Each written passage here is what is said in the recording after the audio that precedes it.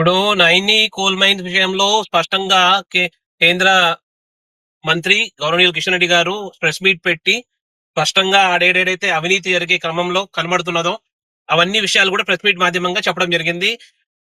ఏవైతే వాళ్ళు నోటిఫికేషన్స్ ఏమన్నా ఇచ్చిండ్రో అవన్నీ కూడా బేస్లెస్ నోటిఫికేషన్స్, అవన్నిటి మీద కూడా స్పష్టంగా కేంద్ర మంత్రి గారు స్పష్టంగా చెప్పడం జరిగింది. ఒకటి. రెండోది, ఏదైతే బిఆర్ఎస్ పార్టీ ప్రచార పరిపాలనలో నిజంగా తెలంగాణలో సర్వాంగీణ వికాసం జరిగిందని అని మాట్లాడే నాయకులు నిజంగా ఒక వికాసం ఎవరికి జరిగిందంటే ఒక కేసీఆర్ కుటుంబానికి మాత్రమే వికాసం జరిగింది. కేసీఆర్ కుటుంబం ఉన్న ప్రజలకు జరిగింది. మీ కళ్ళు లేవా, కనిపిస్తలేవా? అరే ఆగక్క, రాదు. నువ్వు మాట్లాడేటప్పుడు నేను మాట్లాడేటప్పుడు ఏమో నువ్వు వద్దు వద్దు అంటివి, నేను మాట్లాడేటప్పుడు ఆగ రాదక్క. అయితే ఒకటే ఉదాహరణ చెప్తా. నేను సికింద్రాబాద్ పార్లమెంట్ లో నేను ఏదైతే ఉంటానో ఆడ దళిత బంధు అక్క చెప్పింది. దళిత బంధు పేరుతోని దళిత సమాజం సంబంధించిన జనాల కుటుంబాలు స్థితిగతులు మారినాయని చెప్పారు. నేను చెప్పాలన్నా, సికింద్రాబాద్ పార్లమెంట్ లో 7 నియోజకవర్గాలు ఉన్నాయి. ఒక్కొక్క నియోజకవర్గం 100 చొప్పున ఇచ్చిండ్రు.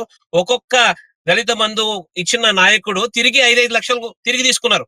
ఎవరైతే వాళ్ళ డీలర్, వాళ్ళ డివిజన్ స్థాయి నాయకులు ఎవరైతే ఉంటారో, మేము పోయి దాదాపు 5-6 ప్రతి నియోజకవర్గంలో 10 నుంచి 15 కేస్ స్టడీస్ చేసి వాళ్ళు ఎన్ని పైసలు తిరిగి వాళ్ళు ఎన్ని కట్టిర్రు.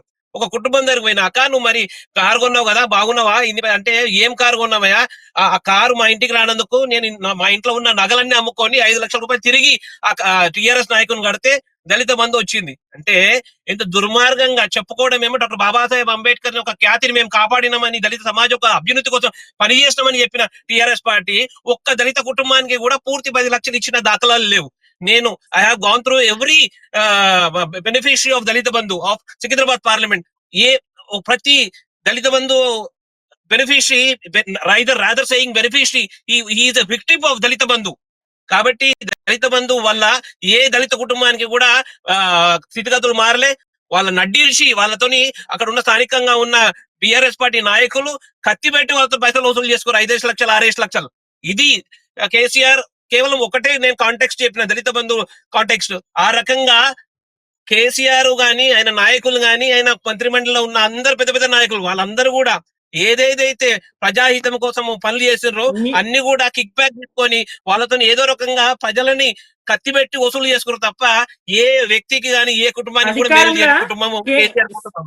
ఈ రోజు కేవలం ఆ 10 సంవత్సరాల తర్వాత ప్రజలు వెక్సొచ్చి, అరే ఈ దొర పరిపాలన వద్దురా బాబు, మన నడుములు కొడుతున్నాడు అనే ఒక మార్పు కోసం కాంగ్రెస్ పార్టీ వచ్చినట్టు. మిమ్మల్ని ఎందుకు ఎన్నుకోలేదు?